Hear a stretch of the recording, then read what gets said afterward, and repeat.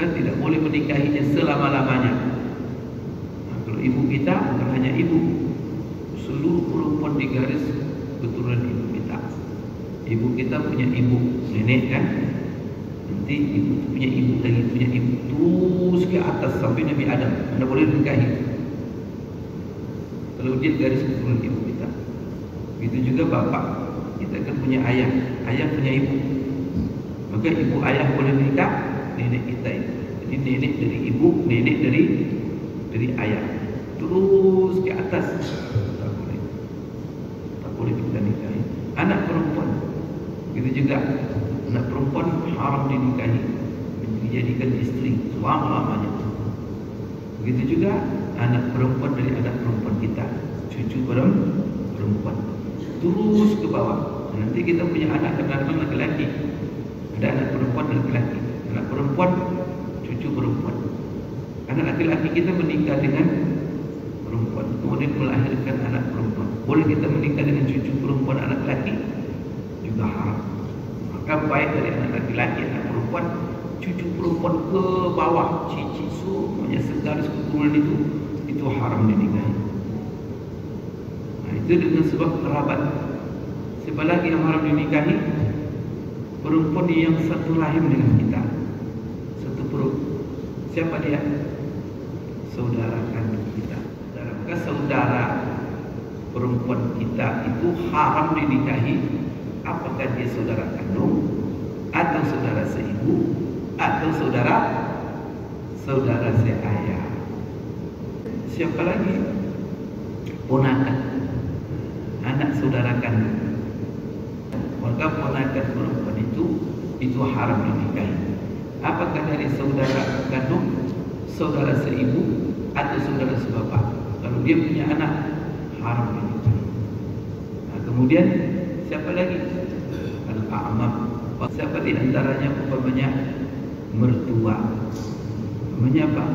Menikah dengan seorang perempuan, ketika menikah nampak mertuanya lebih cantik daripada dia. Setelah menikah akad, ceraikan dia, lalu dilamar ibunya, boleh?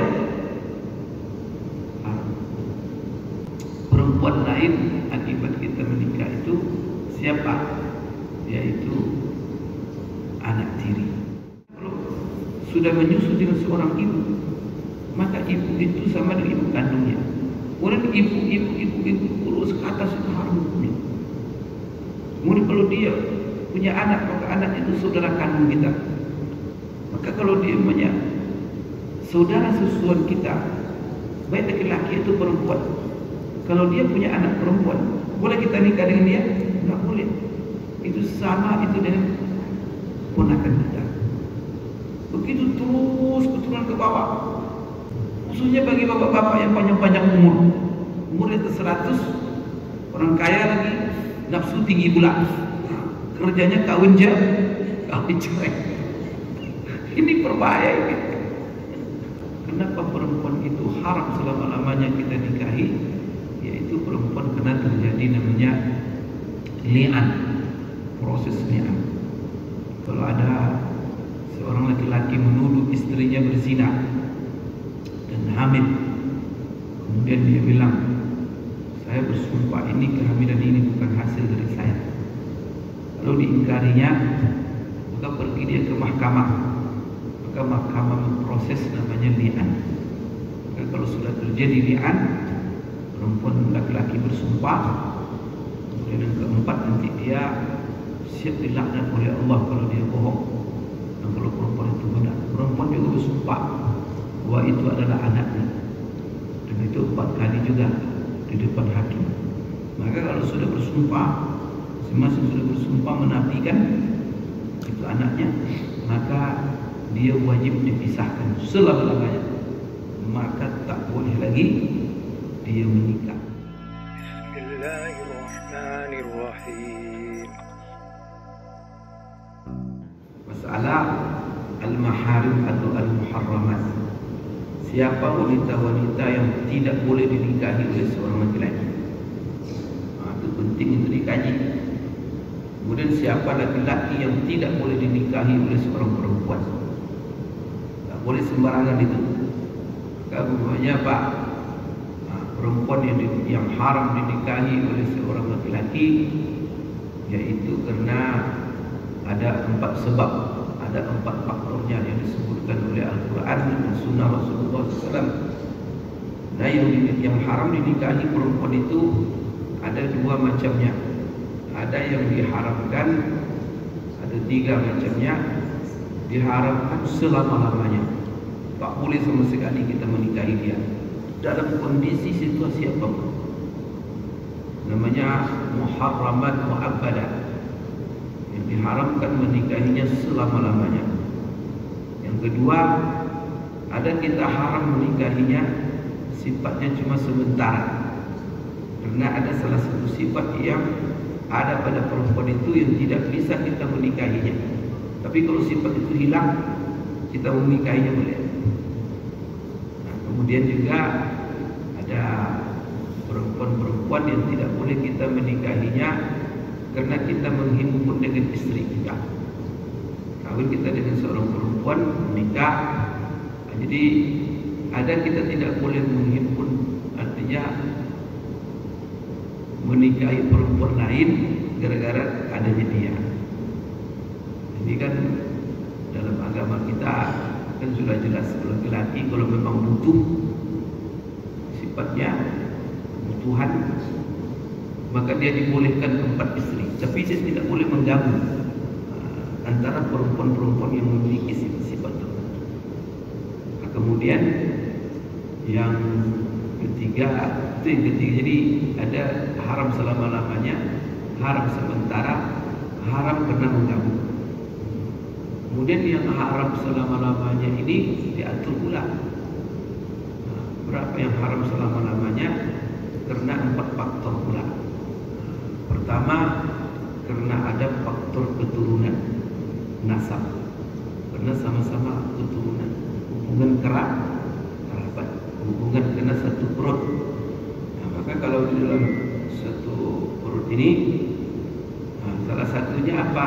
Namanya, ini ada 7 macam perempuan yang diharamkan kita menikahinya karena satu keturunan, karena hubungan kerabat. Pertama siapa? Ibu kita yang keluar kita dari rahimnya. Boleh kita menikahinya? Itu selama. Keji sekali itu kalau orang menikahi dengan ibu, menikahi ibunya. Maka dalam Quran itu, kalau zina cuma 2. Innahu kana fahisatan wa sa'a sabila. Tapi kalau menikahi ibu sendiri atau istri bapak, dengarkan apa kata Allah, wala tankihu ma nakaha abakum minan nisa'i illa ma qad salaf. Innahu kana fahisatan wa maqtaw wa sa'a sabila. Tiga. Kalau risikonya, maka kita ngeri ya. Di dunia ini ada orang menikahi ibu kandungnya. Astagfirullah. Kita sendiri kalau mendengar jijik sekali ya. Agama kita mengatur. Maka rahim tempat kita keluar boleh kita beristrikan ibu kandung kita. Itu karena sebab nasab keturunan. Kedua, siapa lagi?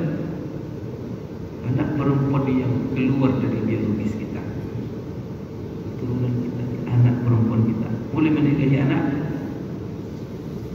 Maka kalau ada orang berzina, maka zina yang paling besar dosanya dengan ibu kandungnya, dengan anak perempuannya. Itu a'udzubillah itu. Manusia sudah tak tahu kita itu. Itu memang otaknya sudah tak ada lagi. Mungkin sudah sama dengan hewan sudah.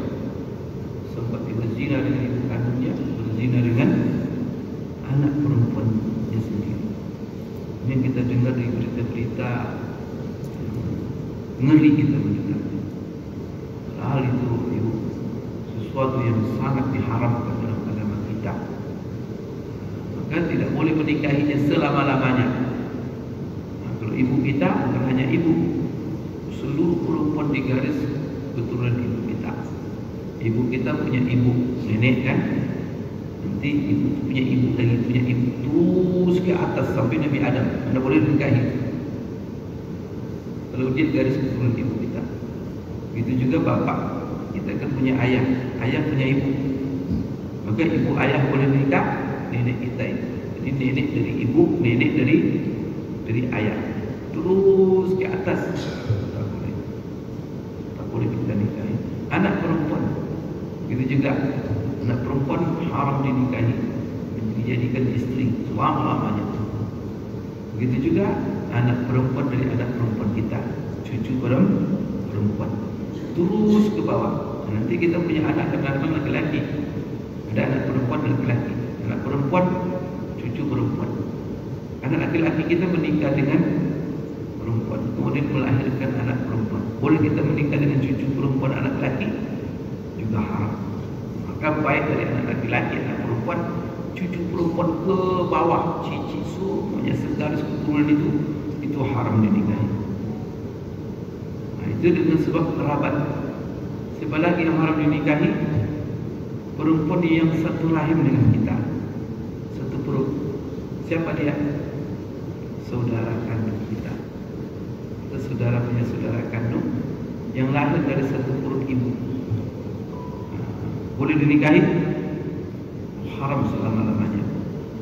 Nah, itu dari ibu kandung. Jadi sekalipun bapaknya berbeda, kan bisa saja kita lahir dari satu perut, tapi laki-lakinya berbeda. Kenapa? Karena perempuan itu dinikahi oleh beberapa orang laki-laki, umpamanya menikah, perempuan melahirkan anak perempuan, meninggal suaminya.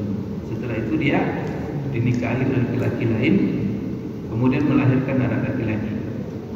Boleh menikah ini? Nah, ini anak satu bapak yang sudah meninggal, ini anak suami yang baru. Boleh dia menikah? Tidak boleh. Itu namanya saudara seibu. Maka kalau bapak ibunya sama, itu namanya saudara kandung. Tapi ibunya satu, bapak berbeda, itu saudara saudara seibu. Jadi kalau ibunya sama, bapaknya beda, itu saudara seibu. Itu haram juga karena satu rahim. Atau umpamanya apa? Bapaknya satu, ibunya berbeda.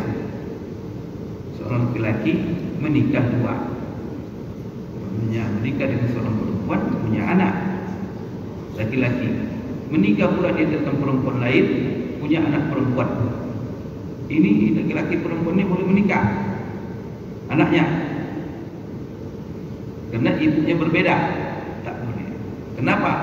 Karena bapaknya sama. Haram.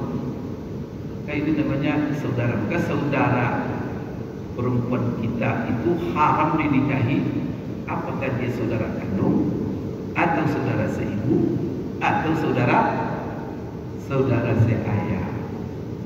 Coba ada tiga itu. Jadi ibu ke atas, anak ke bawah, kemudian saudara. Tidak boleh dinikahi itu selama-lamanya.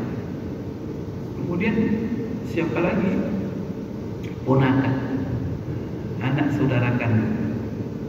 Saudara kandung punya anak, baik itu laki-laki atau perempuan. Boleh dinikahi? Tidak boleh.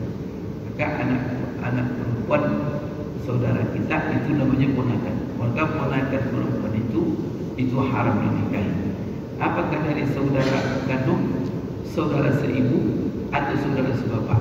Kalau dia punya anak, haram dinikahi. Nah, kemudian siapa lagi? Al-a'mam. Bapak-bapak sekalian, ini ada pembahasan khusus nanti. Siapa saja perempuan-perempuan yang haram dinikahi? Maka ada pertama tadi sebabnya adalah keturunan barokat, nasab. Kemudian itu ada 7 macam. Yang kedua sebabnya adalah karena Bapak Ibu sekalian hubungan perkawinan. Kawin kita dengan seorang perempuan, maka akibat kita menikah dengan dia, ada perempuan-perempuan yang haram kita nikahi akibat menikah dengan dia selama-lamanya. Siapa di antaranya? Umpamanya mertua. Umpamanya apa? Menikah dengan seorang perempuan, Jadi ketika menikah nampak mertuanya lebih cantik daripada dia.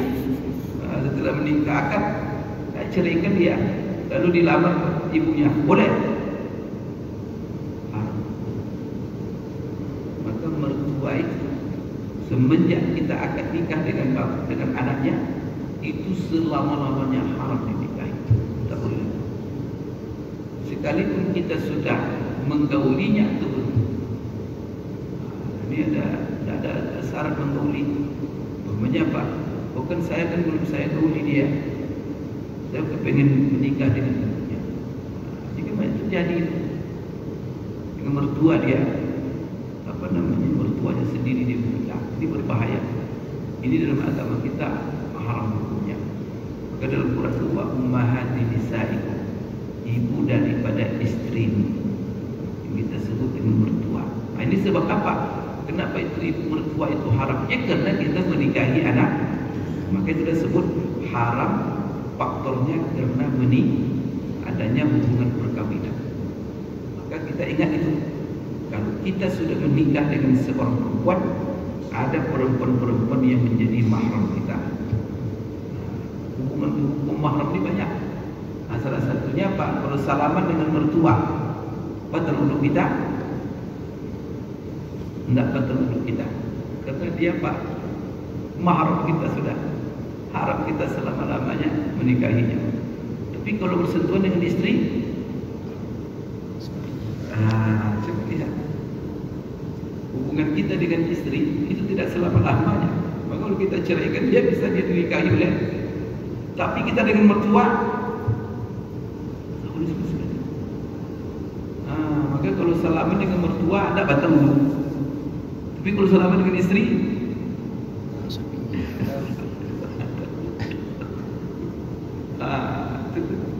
ini dalam mazhab Syafi'i. Kalau mazhab lain enggak. Yang sengaja semata-mata bersentuhan batal wudu itu cuma mazhab Syafi'i. Nah, begitu juga kalau seandainya kita menikah, jadi haram perempuan lain akibat kita menikah itu siapa? Yaitu anak tiri. Maka anak tiri boleh dinikahi. Dia tak boleh. Kalau kita sudah menikah dengan seorang perempuan, yang dinikahi itu janda. Nah, ketika akad nikah, lihat rupanya punya anak perempuan lebih cantik, lalu kita ceraikan setelah akad. Lalu kita melamar anak perempuannya yang menjadi istrinya. Bagaimana? Boleh tak? Bapak tak tahu hukum ya gimana itu. Maka di sini kalau seandainya nanti beda dia. Kalau mertua itu semata-mata akad, belum masuk kamar lagi, punya akad, pas akad selesai akad diceraikannya. Setelah selesai iddah menikah dengan mertua itu haram. Tapi kalau anak tiri beda. Kalau anak tiri menikah dengan seorang janda, punya anak perempuan. Pas kita akad nikah, lihat anak perempuan itu lebih cantik. Pas selesai akad, cerai dari ibunya. Kemudian dilamar anak, boleh tak?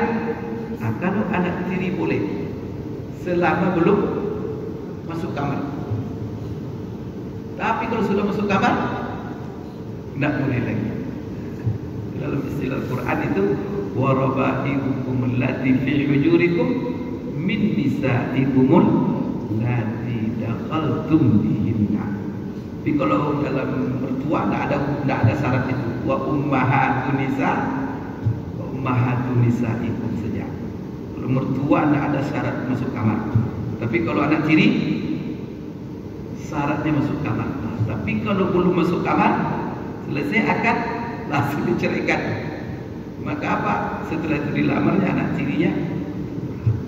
Jadi Bapak Ibu sekalian, sebab yang lain kita bahas dalam rinci itu, wanita-wanita tak boleh dinikahi. Karena sebelum kita berbicara tentang akad nikah, perlu kita mengetahui siapa perempuan-perempuan yang tidak boleh dinikahi. Tapi kalau sudah tak boleh dinikahi, kena konsekuensinya dibina oleh. Nah, haram untuk dinikahi. Ayat poin ketiga Bapak Ibu sekalian itu adalah haram dinikahi karena faktor sesusuan, menyusu kita dengan seorang perempuan. Seorang anak menyusu dengan seorang ibu. Akibat menyusu itu ada perempuan-perempuan yang tak boleh dinikahinya selama-lamanya. Akibat dia menyusu. Maka bapak-bapak diperiksa, pernah nyusu dulu sama seorang perempuan selain ibu kandung kita? Itu ditanya itu. Banyak perempuan yang dulu menyusu kita. Maka apa konsekuensinya? Konsekuensinya ibu tempat menyusu kita itu tak boleh menjadi istri kita selama-lamanya. Menikah dia nanti terbukti di kemudian hari. Rupanya pernah menyusu dengan ibu itu. Dia jadikan istri. Astagfirullah. Itu adalah sama dengan ibu kandungnya. Oleh karena itu harus dipisahkan dia saat diketahui. Tak boleh lanjutkan. Kalau kita menyusu, anak kita menyusu dengan perempuan lain, buat dokumen. Dokumen itu berikan kepada dia. Karena itu berbahaya. Kadang-kadang zaman ini sembarangan yang tak ada pakai bukti, maka dibuat dokumen. Jadi ingatkan kamu pernah menyusu dengan ibu ini. Karena punya konsekuensi. Siapa lagi tak boleh nikahi? Berbahaya sekali. Maka kalau seandainya ibu itu punya anak kandung sendiri, perempuan, dia menyusu sama ibu, maka saudara kandung, maka anak ibu itu semuanya menjadi saudara sesusu. Saudara sesusuan. Saudara sesusuan hukumnya sama dengan saudara kandung. Termasuk nanti anak-anak perempuan saudara-saudara itu. Anda boleh kita nikahi semua itu. Nah, kita ini di Indonesia ini kurang mendokumentasikan masalah keturunan. Itu musibah kita. Sehingga kadang-kadang terjadi perkawinan itu pada perkawinan gelap. Karena tak ada dokumen. Itu sebabnya salah satu keistimewaan orang Arab itu mereka jago menghafal keturunan. Ilmu nasab kita tak ada dipelajari di seluruh kampus pendidikan kita ada ilmu nasab namanya. Kalau orang Arab itu menjadi fun tersendiri itu dalam masalah ilmu nasab. Jadi itu untuk mengetahui itu ada hubungan apa kita dengan seseorang. Dan itu juga Bapak Ibu banyak sekali hikmahnya, maksudnya. Tak perlu kita ini kadang-kadang mencatat hubungan-hubungan ini. Semuanya kita punya saudara turunan. Ada tak kita punya saudara sesusuan? Itu saudara sesusuan itu nanti berentetan ke bawah terus. Karena kalau sudah menyusu dengan seorang ibu, maka ibu itu sama dengan ibu kandungnya. Kemudian ibu terus ke atas itu haram hukumnya. Kemudian kalau dia punya anak, maka anak itu saudara kandung kita. Maka kalau dia punya saudara susuan kita, baik laki-laki itu perempuan, kalau dia punya anak perempuan, boleh kita nikah dengan dia? Tidak boleh. Itu sama itu dengan ponakan kita. Begitu terus keturunan ke bawah. Atau kemana kita membuktikan itu kalau kita tidak punya? Khususnya bagi bapak-bapak yang panjang-panjang umur di atas 100, orang kaya lagi, nafsu tinggi pula, kerjanya kawin cerai. Ini berbahaya ini. Hanya ada begitu. La ilaha illallah. Sekarang mungkin terbatas. Dulu laki-laki kadang 40 istrinya, dia kawin cerai. Tapi kalau tidak tahu dia hukum-hukum seperti itu, sekarang masalahnya transportasi dekat, orang kemana-mana susah. Kalau dulu susah orang kemana-mana, jadi gampang diketahui. Kalau sekarang ini berbau. Kadang-kadang pagi di Jakarta, makan siang di Pekanbaru, makan malam di Aceh. Besok pagi sudah di Malaysia pula. Jadi dunia ini sudah Ya, satu kampungnya lagi. Maka pembauran seperti itu, maka itu perlu didokumentasi. Jadi ini sebabnya apa? Ini tiga tadi ya, karena masalah hubungan nasab, hubungan perkawinan, karena hubungan sesusuan. Karena kemudian ada lagi yang keempat itu adalah masalah kenapa perempuan itu haram selama-lamanya kita nikahi, yaitu perempuan kena terjadi namanya li'an, proses li'an. Kalau ada seorang laki-laki menuduh istrinya berzina dan hamil, kemudian dia bilang, saya bersumpah ini kehamilan ini bukan hasil dari saya, lalu diingkarinya, maka pergi dia ke mahkamah, maka mahkamah memproses namanya li'an. Maka kalau sudah terjadi li'an, perempuan laki-laki bersumpah, kemudian yang keempat nanti dia siap dilaknat oleh Allah kalau dia bohong. Dan kalau perempuan itu benar, perempuan juga bersumpah bahwa itu adalah anaknya, dan itu 4 kali juga di depan hakim. Maka kalau sudah bersumpah, masing-masing sudah bersumpah menafikan itu anaknya, maka dia wajib dipisahkan selama-lamanya. Maka tak boleh lagi dia menikah. Ini perempuan-perempuan yang Ibu sekalian. Artinya ini wajib kita pelajari dalam kitab nikah, yaitu bagaimana siapa saja perempuan-perempuan yang boleh dinikahi, siapa saja yang tidak boleh dinikahi. Maka tadi juga yang tak boleh dinikahi itu ada mu'abbad selama-lamanya, ada yang sifatnya sementara, ada yang sifatnya namanya al-jama', yaitu menghimpun. Siapa perempuan yang tidak boleh kita gabung dengan istri kita yang pertama dan kita jadikan dia istri kedua, siapa saja, siapa yang boleh. Itu diatur semuanya dalam agama kita, rinci itu aturannya, jelas dan terang.